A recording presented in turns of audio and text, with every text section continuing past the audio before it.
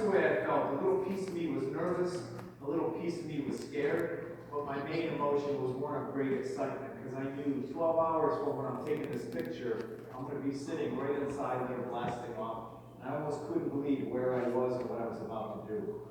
So they bring the astronauts out here on launch morning. We take an elevator up the side, and we walk across this access arm and crawl through a little round hatch in the side of the shuttle.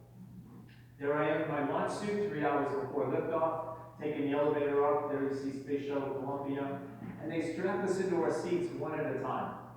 So I'm just outside here waiting. When it's my turn, they'll call out and say, "Hey Don, we're ready for you." I'll turn this corner, walk down that access arm, and at the end of it there you see the round hatch for the shuttle. Before I climb inside, these two gentlemen in the white suits there will help me put on a parachute harness.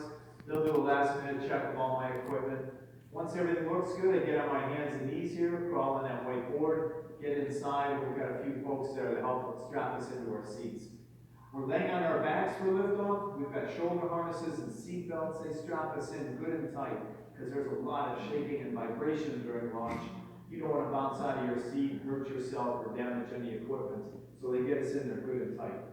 Once that's all done, they close and seal that side hatch, and then everybody moves away from us about 3.5 miles. And it gets very quiet inside up until 6 seconds before liftoff. At that point, 3 big engines loose. 3 big engines here at the tail of the shuttle start coming up to full power. We're still physically bolted down to the launch pad. Computers are checking everything, and once the computers say those 3 engines look good, we light our 2 side rockets, solid rocket boosters they're called. And the instant they light, boom, immediately you take off. And laying on my back in my seat, I could hear the roar of the engines, I could feel all the shaking and vibration going on. And right at the moment of liftoff, I felt this push in my back. And it felt to me as if somebody had their hand right in the middle of my back, and that they were just pushing me up into the sky. And that's what the shuttle's doing, literally pushing us, tossing us up in the air. This picture's taken 4 seconds after liftoff. We're going 120 miles an hour on it. So we don't ease off the launch pad. It's literally boom, and you accelerate faster and faster every second. This picture is taken from a NASA Chase plane a few miles away. You see we launch right along the coastline here. That's all the Atlantic Ocean. These are our 2 shuttle launch pads, pads 39B and 39A. 39A is being used today by SpaceX, launching some of our commercial satellites, and they'll be launching astronauts to the space station here soon as well. The shuttle itself is smaller than the red dot in that laser pointer. You can barely see it, but you can see the bright flame from our engines nearly 1/4 of a mile long.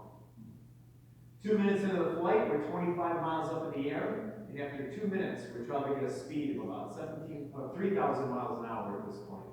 And our solid rocket boosters have used up their fuel. They separate off to the side, have parachutes that would open, and these would land out in the Atlantic Ocean about 150 miles off of Cape Canaveral.